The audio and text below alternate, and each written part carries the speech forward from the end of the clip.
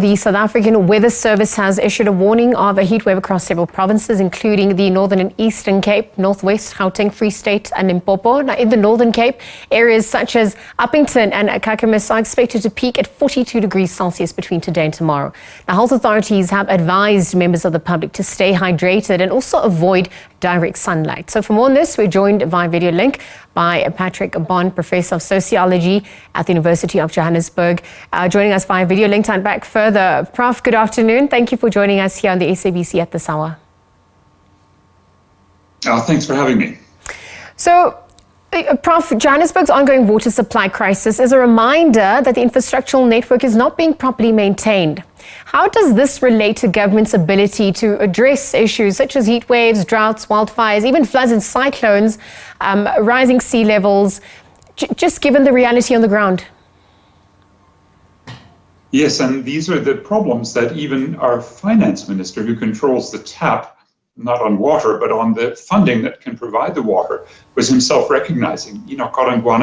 Was stunned in April 2022 by the ferocity of the rain bombs. Remember the flooding that killed an estimated 500 in Durban and the nearby areas, and said that he would open up funding. But he hasn't yet, although there is a loss and damage fund. But I think the crucial question is strengthening infrastructure and doing more maintenance and getting to areas that we haven't really worked on, like stormwater drainage or making the bridges over our small streams and rivers, which suddenly flood with major storm events, or when our groundwater dries and our soil dry out, better irrigation systems. Now, all of these require lots of state capacity and state funding, and it's unfortunately being withdrawn through the equitable share grant. And I hope that these lessons, especially where in Johannesburg, where not just facing the high temperatures, but physical water shortages due to degeneration of the water system.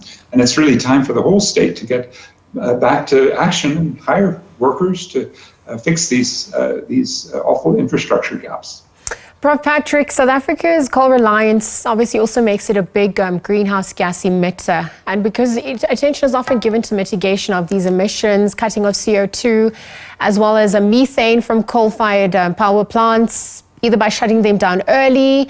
I mean, from your vantage point, will this contribute to our defense against heat waves and extreme weather? If so, how do we compensate the inevitable, the ripple effects of the workers, the communities rather, who adversely are going to be affected because their jobs and the local economies are carbon addicted at this point? Yeah, I mean, we definitely have to cut these emissions. And one reason is that we've been over-emitting per person per unit of GDP. Our emissions are the third highest in the world after Kazakhstan and the Czech Republic. So we have an obligation to the rest of the world. Countries like Mozambique next door hit even harder. Also, if we don't make the cuts in our own emissions from our energy, then the products that are produced, that are exported, will be hit with a tax, climate sanctions by the Europeans, the Brits probably, especially if Trump comes to power, sanctions by the US. Now, those are the sort of, let's say, self-interested or moral obligations. But when we've seen this happen through the Just Energy Transition Partnership, by all accounts, there was no consultation with those workers, in the Komati coal-fired power plant in Mpumalanga with the communities nearby. And there are unions, AMCU or NUM or NUMSA, that are opposed to early shutdown. Some of them simply haven't been given a choice of a genuine, just transition, and the communities are obviously panicking because in some of those dorpies, like Komati, it's the main source of economic activity. So when you talk to community groups that really want the coal to be shut off because they care about the climate, or they've got local pollution, mercury pollution or land or air or water pollution, it's still clear that even those advocating the early shutdowns aren't getting the consultation and the funding. It's the climate elite establishment that are, big consultancies that are picking up the funding from this Just Energy Transition Partnership. These are why, it's got such a bad reputation already, and why I hope there's going to be some change and some serious looking in the mirror at why closing the coal-fired power plants earlier should be done, even though the energy minister doesn't want to. But then if you do it, you have to do it properly with consultation.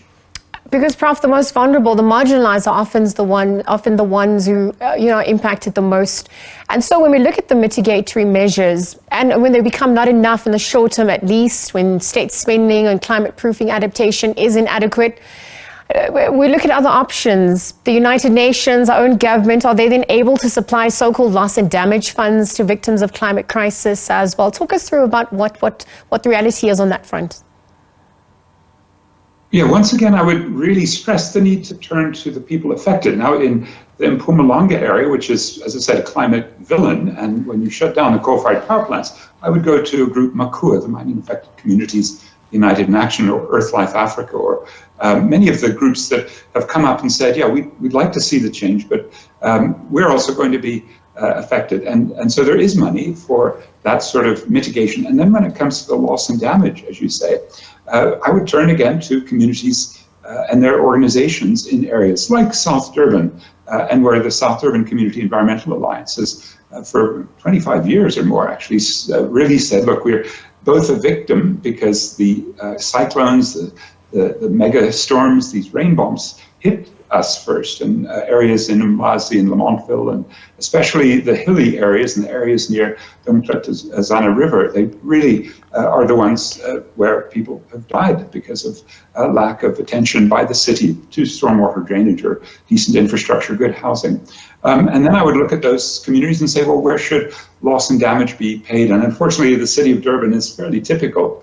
It's given most of its new funding for better stormwater drainage for adaptation and climate resilience to Toyota, which has a big Isipingo factory, and that's where they lost some tens of thousands of cars in April 2022. But we saw the loss of life in that area, and unfortunately nothing yet that I've been able to see in my research begins to compensate. So I'd say, we'll all be victims of this let's say, climate catastrophe will need the loss and damage. Even in the heartland in Gauteng, if we're going up to 37 degrees in Tshwane, that will mean, with a heat wave like that, more deaths of elderly people.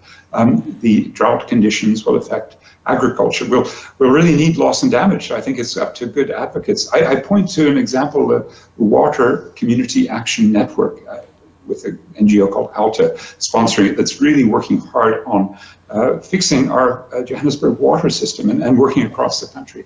We do have good advocacy groups in this country. I just hope they get a lot more voice in these discussions, and the people really controlling the money will finally start to take them seriously.